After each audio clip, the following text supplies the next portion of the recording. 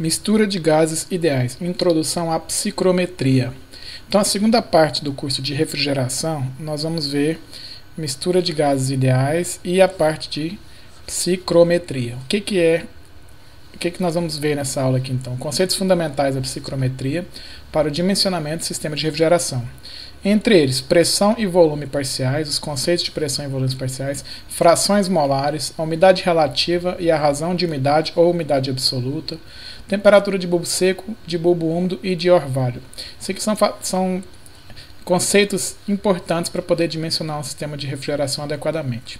Então, no final dessa aula, o objetivo é entender o que é uma fração molar, o que é a fração molar de uma mistura, explicar o conceito de pressões parciais e volumes parciais, explicar o que é umidade relativa e umidade absoluta, calcular a pressão do vapor em uma mistura de ar mais vapor, isso aqui é extremamente importante para o cálculo de refrigeração, e diferenciar a temperatura de bulbo seco e temperatura de orvalho.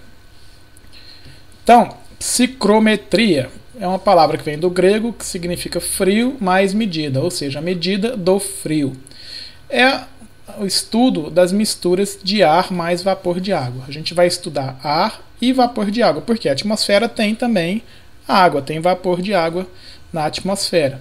Se a gente tratasse só ar, o ar atmosférico como ar seco, somente ar, eu poderia tratar ele como trato ele como gás ideal e calculo a variação de energia interna e variação de entalpia como CVDT e CPDT. Isso aqui vem lá da equação dos gases ideais, da aplicação da termodinâmica, variação de entalpia e variação de energia interna para gases ideais. Isso aqui é no caso de ar seco. O que muda no caso para eu considerar o vapor de água? Nós vamos avaliar isso aqui.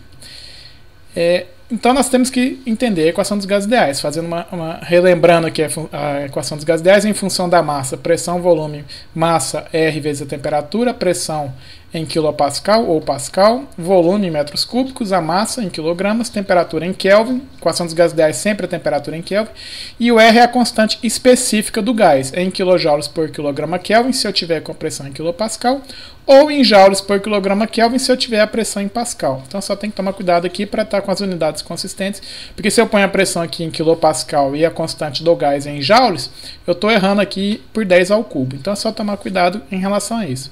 Agora eu também posso representar ela na fração, na massa molar. O que é a massa molar? A constante específica do gás é a constante universal dividido pela massa molar. O que é a massa molar? A massa molar é a massa pelo número de mols, quilos por quilomol. Essa é a massa molar de um gás. Então é quilos por quilomol. Então, se eu substituir a constante específica pela constante universal e a massa molar nessa equação dos gases ideais em função da massa, eu vou ter pressão, volume, massa, constante universal pela massa molar vezes a temperatura. Qual que é o valor da constante universal? A constante universal é de 8.314 joules por quilomol Kelvin. Esse é o valor da constante universal. Então, eu sei que a massa molar não é a massa pelo número de mols, ou seja, a massa é a massa molar vezes o número de mols. Fazendo essa substituição aqui também, pressão vezes volume, massa molar vezes o número de mols, constante universal pela massa molar vezes a temperatura. Observo aqui que essa massa molar corta com essa massa molar, eu vou ter pressão, volume igual ao número de mols, a constante universal vezes a temperatura, nRT. Isso aqui a gente vai usar bastante aqui no desenvolvimento das equações. Então aqui estão as equações, algumas das formulações da equação dos gases ideais. Então, o que é uma fração molar e uma fração mássica? Acontece que uma mistura é formado por múltiplos componentes. Por exemplo, o ar seco, ele é formado por nitrogênio, por oxigênio e por outros componentes. De forma que o número de mols total da minha mistura vai ser a somatória do número de mols de cada componente. Olha, a somatória total, a quantidade total de alguma coisa é a somatória das partes dessa alguma coisa, do meu sistema. Da mesma forma que a massa total é a somatória da massa de cada um dos componentes que constitui a minha mistura, certo? Então, o número de mols total é a somatória dos mols de cada componente e a massa total é a somatória da massa de cada um dos componentes. Agora, no número de mols, então se eu dividir todo mundo aqui, Se eu dividir aqui todo mundo pelo número de mols, passando aqui o número de mols dividindo aqui, N por N vai ficar 1. Número de mols de determinado componente, do componente 1 pelo número de mols total, mais número de mols do componente 2 pelo número de mols total, e assim por diante. Essa razão aqui a gente chama de fração molar. Essa razão aqui a gente chama de YI, né, para o componente I, que vai ser o número de mols do componente I pelo número de mols total.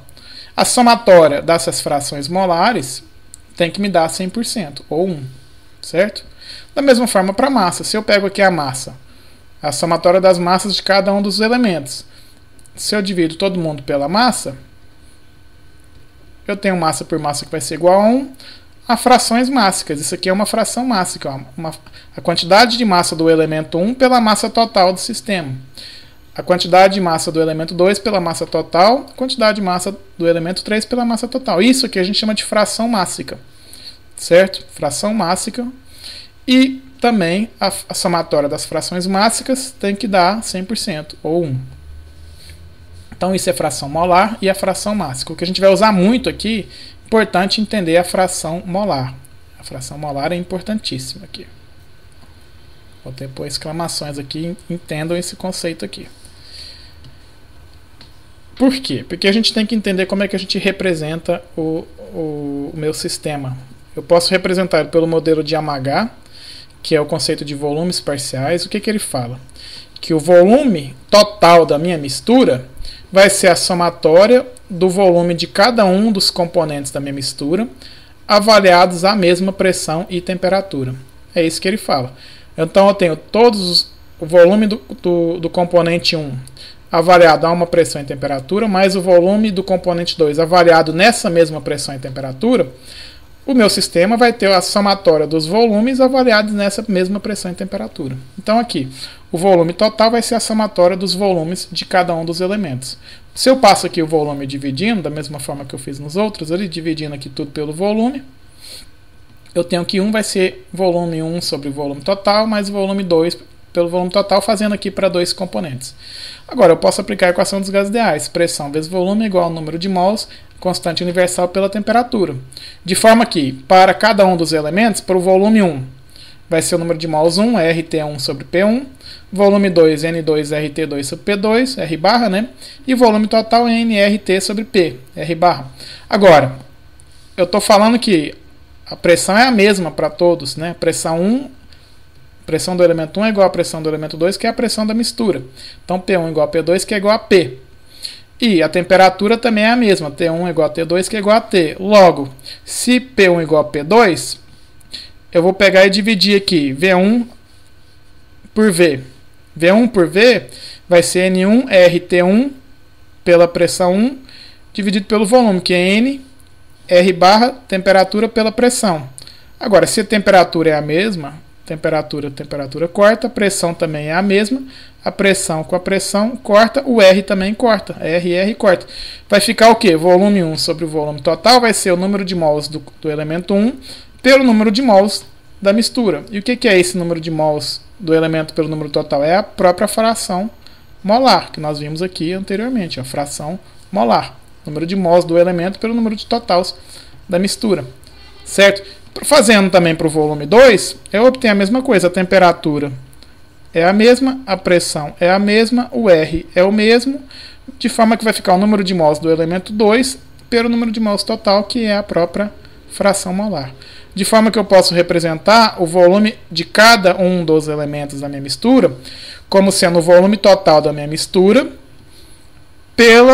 multiplicado pela fração molar deste elemento. Então, esse é o conceito de volumes parciais. O conceito de pressões parciais, modelo de Dalton, muito importante aqui para nós também, é o seguinte: vai falar que a pressão total da minha mistura vai ser a somatória da pressão de cada um dos elementos avaliados ao mesmo volume e temperatura da mistura. Ou seja, eu tenho o elemento 1 num determinado volume e temperatura, um elemento 2 nesse mesmo volume e temperatura. A somatória dos dois, mantendo o mesmo volume e temperatura, vai me dar uma pressão que vai ser a somatória das pressões de cada um dos elementos. Fazendo a mesma coisa que nós fizemos ali com os volumes parciais, dividindo todo mundo pela pressão, eu vou ter P1 sobre P mais P2 sobre P igual a 1. Aplicando a equação dos gases ideais e isolando aqui, no caso, a pressão, eu vou ter as equações da pressão de cada um, do elemento 1, do elemento 2 e do sistema.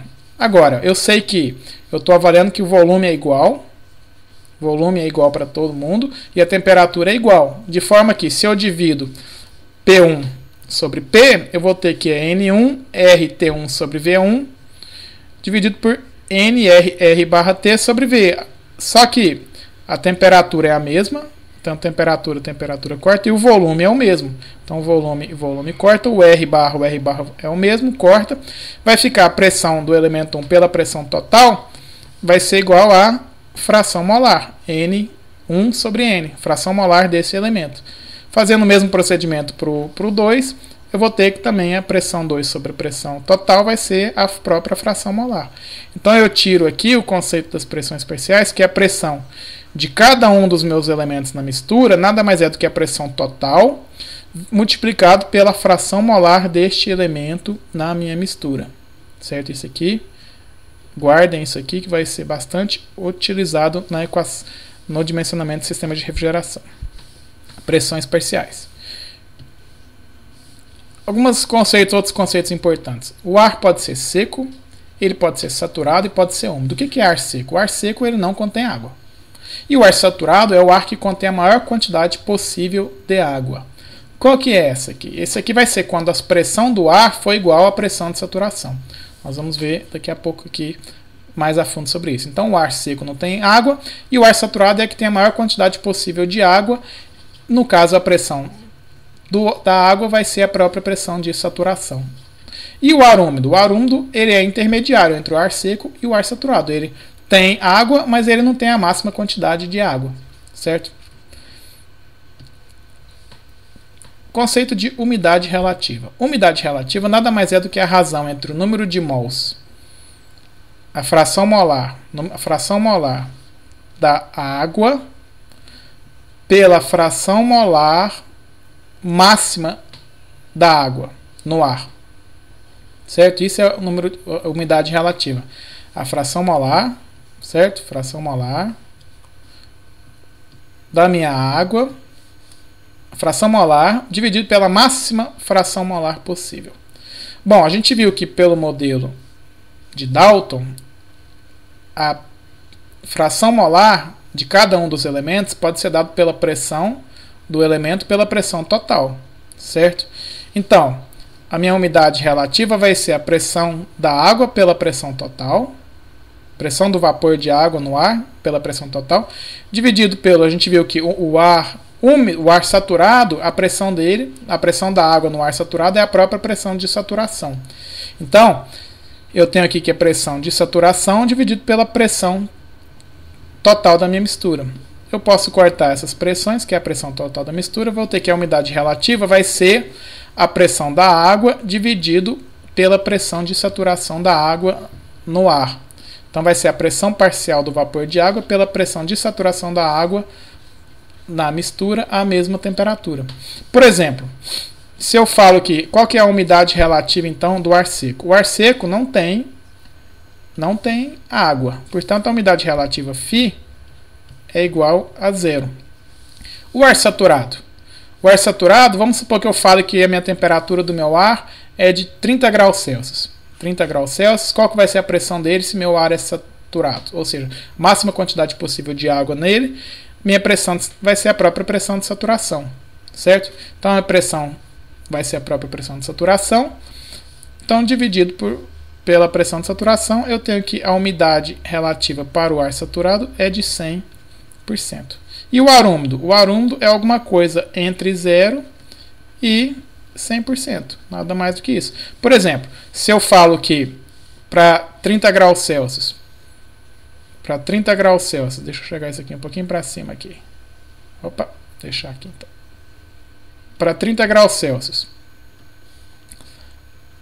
eu falo que eu tenho uma umidade relativa de 70%. Umidade relativa de 70%. Qual que é a pressão parcial do meu ar da água nessa minha mistura? A pressão parcial, o que é a definição? É a pressão que eu vou chamar de pressão de vapor pela pressão de saturação. Isso é a umidade relativa. Logo, a minha pressão de vapor nada mais vai ser do que a umidade relativa pela pressão de saturação. Se eu falo, por exemplo, que eu tenho para temperatura de 30 graus Celsius, a pressão de saturação é 4,246. A minha pressão do vapor de água no ar, efetivamente, vai ser 70% desse valor, certo? Então aqui eu tenho um ar úmido. A gente vai calcular isso aqui mais para frente e aí vocês vão entender bem. É importante que entendam bem esses conceitos aqui. Uma coisa interessante, e às vezes o aluno fica muito na dúvida, é que o vapor de água ele pode ser tratado como gás ideal para as aplicações de refrigeração. Ele pode ser tratado como gás ideal para as aplicações de refrigeração. Por quê? Bom, justamente porque a pressão, se a gente for avaliar, a pressão parcial dele é muito pequena. Para esse caso aqui, por exemplo, vamos pegar aqui aquele caso que eu citei. Para a temperatura, vamos pegar aqui mesmo o saturado, que é a máxima pressão. Vamos pegar aqui para a temperatura de 30 graus Celsius. A máxima pressão do meu ar, da água na mistura, a pressão do vapor da água na mistura, vai ser de 4,246 kPa. Se eu observar no diagrama aqui do fator de compressibilidade, onde que eu posso adotar a hipótese de gás ideal, e aqui me mostra o erro percentual de eu adotar a hipótese de gás ideal. Bom, a pressão, olha só aqui, ó. A pressão aqui é de 100, de 10 kPa, ou seja, a minha água na atmosfera, saturada a 30 graus Celsius, ela está a 4,2 kPa. Ela está aqui embaixo, aqui, ó. Você vê que o erro é menor do que 0,3%, muito baixo aqui, ó. Ele está nessa região de gás que eu posso aproximar para o gás ideal. Vamos considerar pelo diagrama das temperaturas e pressões reduzidas. Se eu pego para 30 graus, a minha pressão de saturação considerando φ igual a 100%, a minha pressão do vapor vai ser a própria pressão de saturação, que vai ser 4,246 kPa, e isso para a condição de temperatura igual a 30 graus Celsius, certo? Então eu pego aqui as constantes críticas para a água, eu tenho a pressão crítica e a temperatura crítica. Eu calculo a pressão reduzida, eu obtenho um valor de 0,00019. Onde que está isso aqui no gráfico da pressão reduzida? Ele começa aqui em 0,01. Ele está aqui, ó, no comecinho aqui, ó. Se eu calculo a temperatura reduzida, a temperatura em Kelvin dividido pela temperatura crítica em Kelvin, eu tenho 0,47. Ele vai estar aqui, ó. Cadê o 0,47? É um menor aqui ainda, aqui, ó. Só que minha pressão reduzida está aqui, ou seja, ó, meu fator de compressibilidade muito próximo de 1. Então eu posso adotar a hipótese de gás ideal para a água na minha mistura da atmosfera. Então eu posso tratar a água como gás ideal para os efeitos de cálculos no sistema de refrigeração. Umidade absoluta. Esse aqui é um conceito importante também. O que é a umidade absoluta? Nada mais é do que a massa de vapor de água dividido pela massa de ar seco. Certo? Massa de vapor de água pela massa de ar seco. Ora, se eu posso tratar tudo como gás ideal, eu vi que o ar seco eu posso tratar como gás ideal. Mas agora eu acabei de provar para vocês que a água ou vapor de água eu também posso tratar como gás ideal. Então, aplicando aqui a equação dos gases ideais, pressão, volume, massa, R vezes a temperatura, eu tenho que a massa de vapor, que é a massa de água, e eu tenho a massa de ar seco. Fazendo a divisão deles, eu tenho aqui, aplicando a equação, certo? Agora, o volume, eu estou considerando o modelo de Dalton, das pressões parciais. O volume é o mesmo para todo mundo, certo? E a temperatura é a mesma para todo mundo. A pressão é que muda, certo? As pressões parciais. O volume total é o volume de cada um dos componentes e a temperatura é a mesma para todo mundo. Logo, se eu vier aqui e cortar, o volume é o mesmo. Volume é o mesmo. Deixa eu fazer em vermelho aqui. A temperatura é a mesma. Eu vou ter que... Vou ficar em função, a razão de umidade ou a umidade absoluta vai ficar entre a constante do ar seco pela constante de vapor pelas pressões.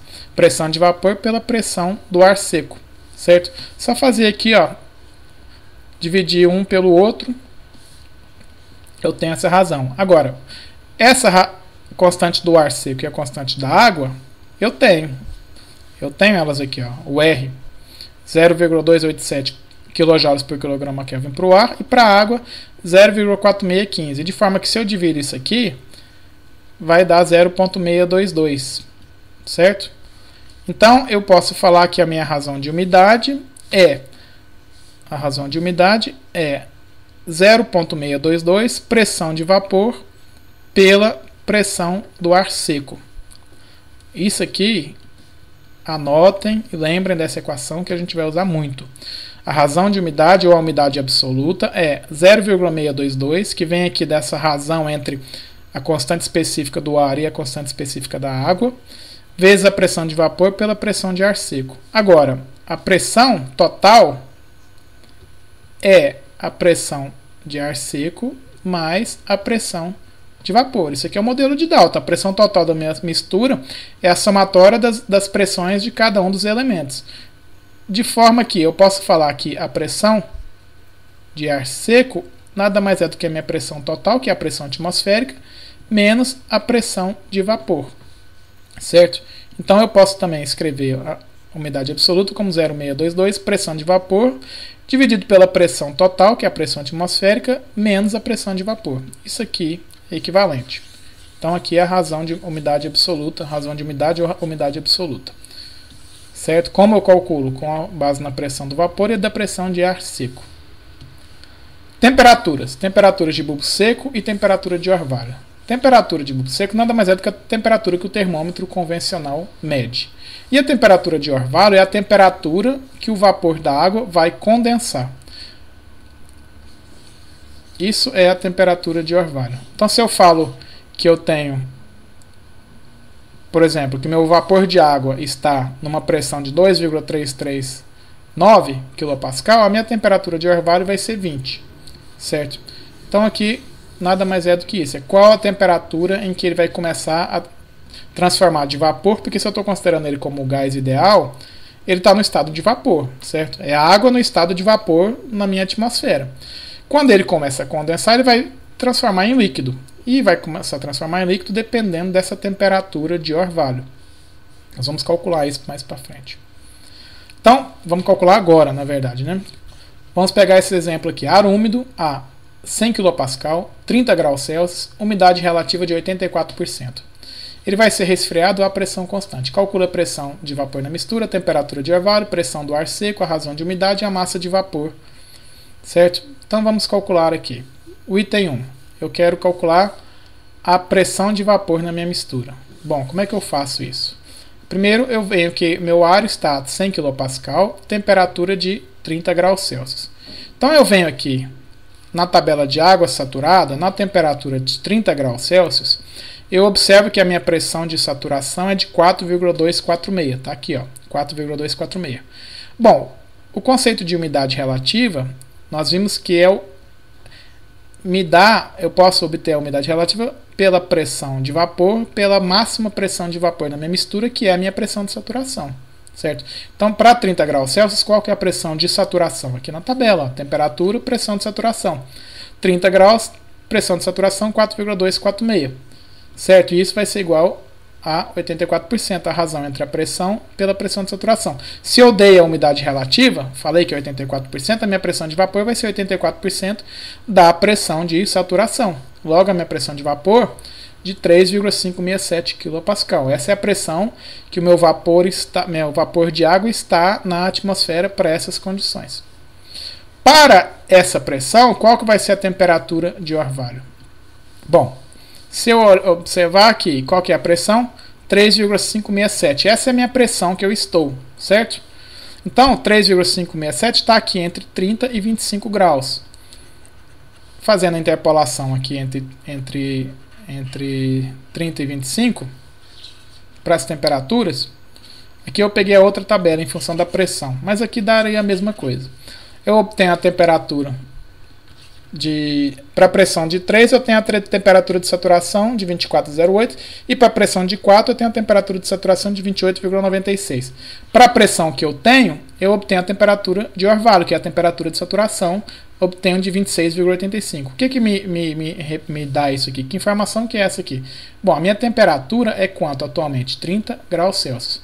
E eu obtive que a minha temperatura de orvalho é de 26,85 graus Celsius. Ou seja, a minha temperatura no momento é maior do que a minha temperatura de orvalho. Toda a água vai estar no estado de vapor. Quando eu começar a reduzir a temperatura e minha temperatura for menor do que a temperatura de orvalho, daí eu vou começar a condensar. Uma parte da água vai começar a virar líquido, certo? Então é isso. Temperatura de orvalho muito simples. Pela pressão que eu tenho do meu vapor de água, eu obtenho a temperatura de orvalho. O item 3, ele me pede a pressão do ar seco na mistura. Bom, a pressão do ar seco, eu sei que a pressão total é a pressão do ar seco mais a pressão do vapor. A pressão total é a pressão atmosférica, que foi dada de 100 kPa, e a pressão de vapor eu acabei de calcular de 3,567. Logo, eu obtenho a pressão do ar seco de 96,433 kPa. E, uma vez que eu tenho a pressão de vapor e a pressão do ar seco, eu posso calcular a umidade absoluta, que é 0,622 pressão de vapor pela pressão de ar seco. 0,622, 3,567, 96,433. Então eu tenho aqui a umidade absoluta de 0,02307. O que me dá, o que me representa isso? Qual que é a unidade da umidade absoluta? A unidade da umidade absoluta é quilos de vapor por quilos de ar seco. Quantos quilos de vapor eu tenho para cada quilo de ar seco? Ou seja, se eu tenho um ambiente em que eu tenho 1 kg de ar seco, eu vou ter 0,023 kg de vapor. É isso que me representa a umidade absoluta. E muito usado porque a gente consegue, dado um determinado ambiente, calcular a massa de ar seco nesse ambiente facilmente, aplicando a equação dos gases ideais. Se eu tenho a pressão, a temperatura e o volume da sala, eu consigo calcular a quantidade de ar seco. Daí, uma vez que eu obtive a umidade absoluta, eu consigo calcular quanto de água tenho nesse meu ambiente, quanto de vapor de água eu tenho na atmosfera, certo? O item 4 a gente já calculou, o item 5. O item 5 é a massa de vapor de água. Aí eu tenho duas opções. Eu vi que nós vimos que a gente pode tratar como gás ideal, então eu posso aplicar a equação dos gases ideais. Pressão, volume, massa, R vezes a temperatura. Isolando aqui a massa, eu tenho a pressão, eu já calculei. O volume da sala para uma sala de 1 metro cúbico. E o R, eu tenho a constante universal e eu tenho a massa molar da água, 18,02 kg por kmol Kelvin aqui, certo? Aqui está faltando um Kelvin aqui. É isso. A temperatura 30 graus Celsius, eu vou converter para Kelvin. A equação dos gases ideais sempre em Kelvin. Então, fazendo a substituição dos valores aqui, eu acho a massa de vapor total de 0,0255 kg. Então eu tenho 0,0255 kg de vapor nesse meu ambiente. Agora, eu posso também fazer usando a umidade absoluta. Eu não concordei não que eu posso tratar o vapor da água como gás ideal. Não quero usar a equação dos gases ideais para o vapor. Bom, para o ar seco você pode, certo? O ar é ar seco, é gás ideal. Eu vou aplicar, eu tenho a pressão do ar seco. Eu calculei aqui, não calculei a pressão do ar seco. Eu tenho o volume, que é o volume total, 1 metro cúbico. O R do ar seco, que é o 0,287 kJ por quilograma Kelvin. E a temperatura do meu ambiente convertida em Kelvin. Então eu acho a massa de ar seco. Essa é a massa de ar seco no meu ambiente. Agora, eu também já calculei a razão de umidade, não calculei? A razão de umidade ou a umidade absoluta. Acabei de calcular. E ela me dá o quê? Ela me dá a massa de vapor pela massa de ar seco. Agora, se eu tenho a umidade absoluta e tenho a massa de ar seco, é só isolar aqui a minha massa de vapor. Então, eu obtenho aqui o mesmo valor. Tá vendo? Usando a equação dos gases ideais ou usando a razão de umidade. Mesma coisa. Então, aqui a gente encerra essa parte introdutória de refrigeração e nas próximas aulas a gente vai começar a ver alguns detalhes. Entre eles, como que eu calculo a variação de energia interna e a variação de entalpia. Como que eu calculo a quantidade de calor que eu preciso remover de um ambiente para atender às condições que eu quero. Então nós vamos ver isso tanto para um sistema fechado, para para um volume no sistema fechado, quanto para um sistema aberto, no caso um volume de controle, que eu tenho uma serpentina de resfriamento, por exemplo, com uma entrada, saída, com umidificação, desumidificação. Nós vamos ver isso nas próximas aulas, mas é importante que vocês entendam os conceitos que foram vistos nessa aula aqui. Sem entender esses conceitos aqui, vocês não vão entender as próximas aulas.